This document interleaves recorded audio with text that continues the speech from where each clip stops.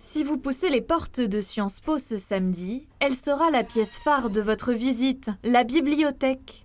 Ces 9000 livres sont installés dans cette ancienne chapelle. Nous avons beaucoup de livres sur l'histoire, sociologie, économie, etc. Donc c'est un lieu très important pour les étudiants. 400 élèves étudient chaque année dans ce bâtiment du 19e siècle qui surplombe la Méditerranée.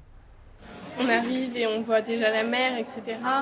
Ou alors on peut longer dans la rue Longue, on voit pareil tout Menton et c'est absolument magnifique. Donc, le cadre, il peut être source de distraction, mais il est aussi source du coup de motivation. Et c'est plus agréable de se mettre au soleil et de travailler que d'être dans un endroit sombre. Un cadre et une bâtisse à l'architecture typique de la Côte d'Azur que l'école a investi en 2011. Cette année, ce n'est que la deuxième fois qu'elle participe aux Journées du patrimoine.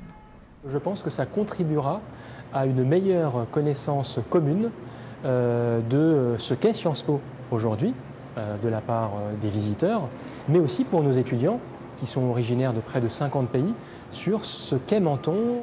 Surtout que le bâtiment est un morceau d'histoire de la commune, son ancien hôpital. A ouvert ses portes en 1863 et en fait cet hôpital va continuer à fonctionner avec toutes les affres de l'histoire qu'il peut avoir jusqu'en 1977-1980.